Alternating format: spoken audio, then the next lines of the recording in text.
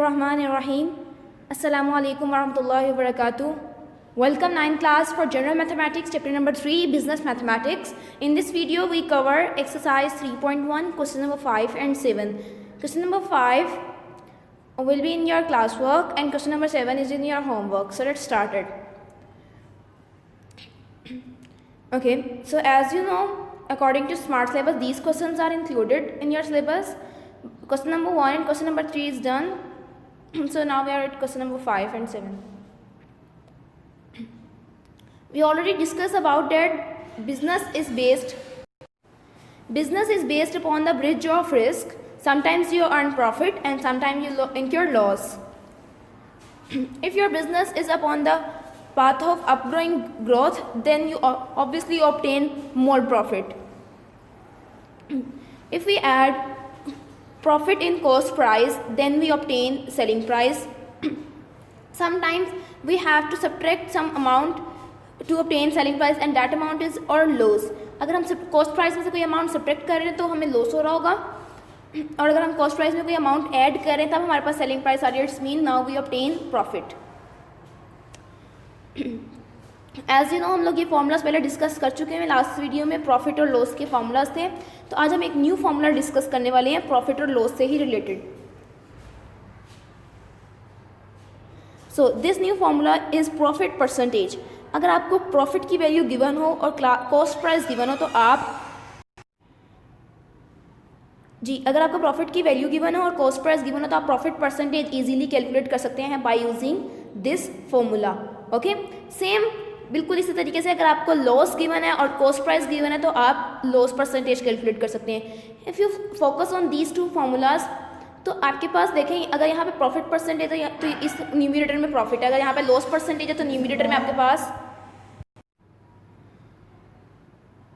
अगर आपके पास loss percentage है तो आपके पास न्यूमरेटर में लॉस है and then cost price are same multiply by 100. तो ये फॉर्मूला बहुत ईजी है लर्न करने के लिए, तो आप इजीली इसको लर्न कर सकते हैं. अगर आप प्रॉफिट परसेंटेज का फॉर्मूला लर्न कर लेते हैं तो लॉस परसेंटेज का फॉर्मूला ऑब्वियसली आप just by replacing profit with loss आप इसको लर्न कर सकते हैं.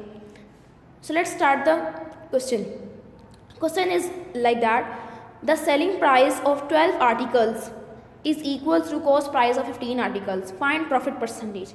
अब वो कह रहे हैं कि आपके पास कोई 15 आर्टिकल्स थे, लाइक 1 2 3 4 5 6 7 8 9 10 11 12 13 14 15.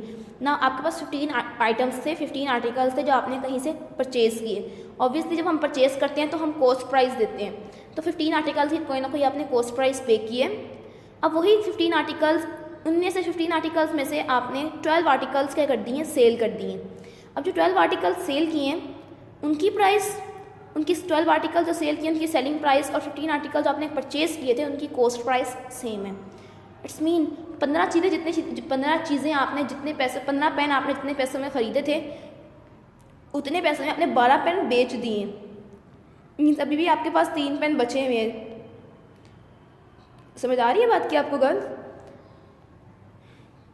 आपने 15 पेन जितनी प्राइस में परचेज़ किए थे उतनी ही प्राइस में आपने 12 पेन्स सेल कर दिए. मीन्स 12 आर्टिकल्स आपने उतनी ही प्राइस में सेल कर दिए. अब हमें नहीं पता कितनी कॉस्ट प्राइस, ये 15 आर्टिकल्स की कॉस्ट प्राइस क्या है या 12 आर्टिकल्स की सेल प्राइस क्या है. तो इसके लिए हम कुछ सपोजिशंस करेंगे.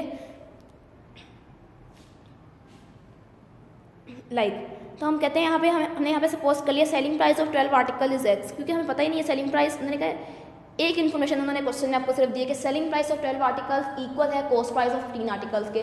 ना तो हमें सेलिंग प्राइस ऑफ 12 आर्टिकल्स का पता है, ना ही हमें कॉस्ट प्राइस ऑफ 15 आर्टिकल्स का पता है. तो हम इन दोनों को एक्स के इक्वल सपोज कर लेते हैं because these two amounts are same.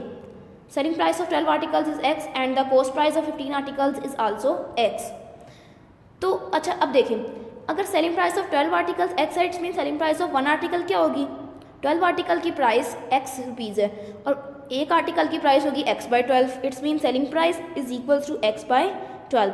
Similarly cost price of 1 article, cost price of 15 article आपके पास x था तो cost price of 1 article x by 15 हो जाएगा. सो कॉस्ट प्राइस को मैंने शॉर्ट फॉर्म में लिख दिया CP is equals to x by 15. Next step. अच्छा जी, अब आपने कैलकुलेट क्या करना था. पिछले अगर हम क्वेश्चन पे फोकस करें, इन्होंने हमें यहाँ पे कहा था फाइंड प्रॉफिट परसेंटेज. आपने प्रॉफिट परसेंटेज कैलकुलेट करनी है, एंड प्रॉफिट परसेंटेज का फॉर्मूला आप ऑलरेडी स्टडी करके आए हैं, अभी आपने एक न्यू फॉर्मूला स्टडी किया था। Profit percentage is equals to profit over cost price multiply by 100 into percent. ये परसेंट का साइन सिर्फ मैंने इस वजह से लगाया क्योंकि जब हमारे पास आंसर आएगा वो एक्चुअली परसेंटेज में होना चाहिए। ओके, तो अब आप अगर आप फोकस करें, आपको कॉस्ट प्राइस का पता है, you know very well, cost price is x/15, cost price x/15 है। We don't know about profit, हमें प्रॉफिट की कोई वैल्यू क्वेश्चन में गिवन नहीं है। तो पहला हम लोगों को अगर question number formula number 1 use करना है प्रॉफिट परसेंटेज कैलकुलेट करने के लिए, तो हमें पहले प्रॉफिट का पता होना ज़रूरी है। So now we are going to find out the profit, और प्रॉफिट फाइंड आउट करने का बहुत ही सिंपल फार्मूला है। You have already studied in your formula section. देखिए, आपने प्रॉफिट कैलकुलेट करने का फॉर्मूला पढ़ा हुआ है, profit is equal to selling price minus cost price. Okay, तो हम यही फॉर्मूला इस्तेमाल करते हुए अपना प्रॉफिट कैलकुलेट कर लेंगे।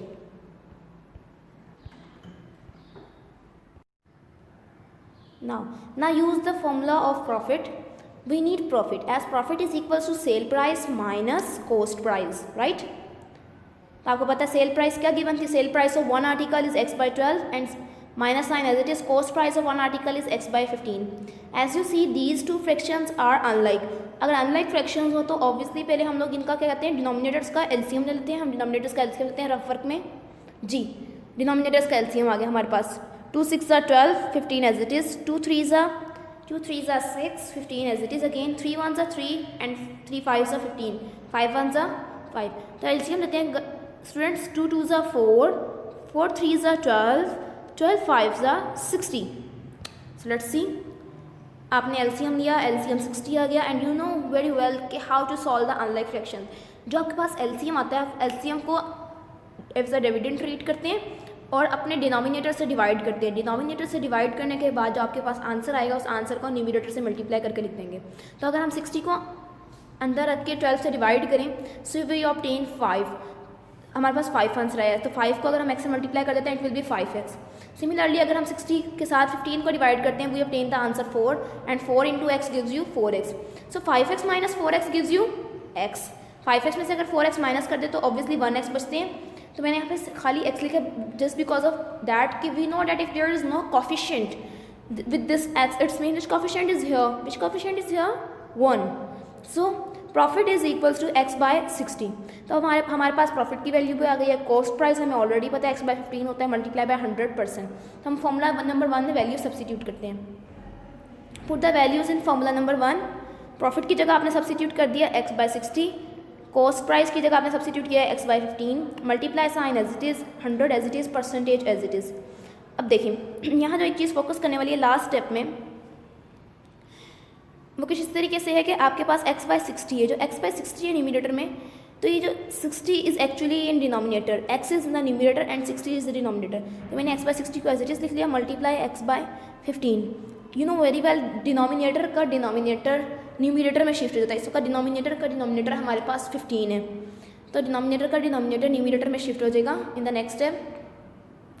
Now it will become x multiply 15 into over 60 multiply x से cancel, you have 15 over 60।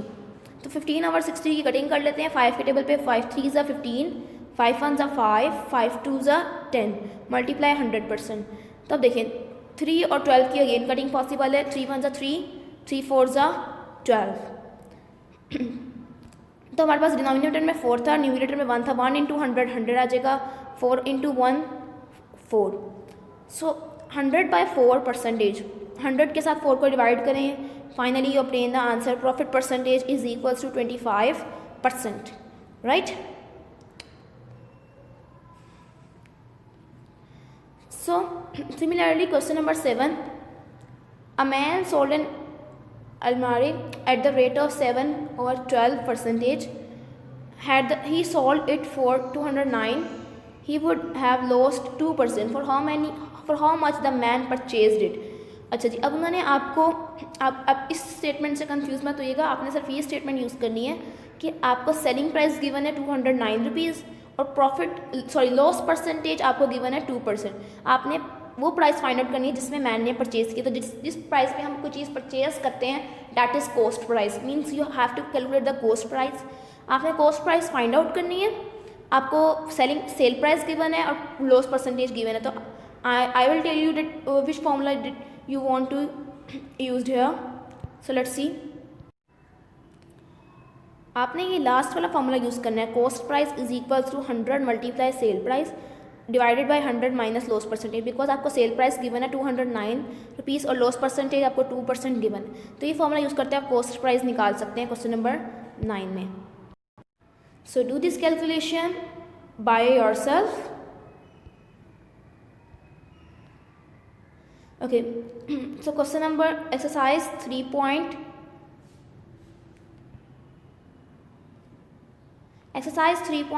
question number 7 is in your homework.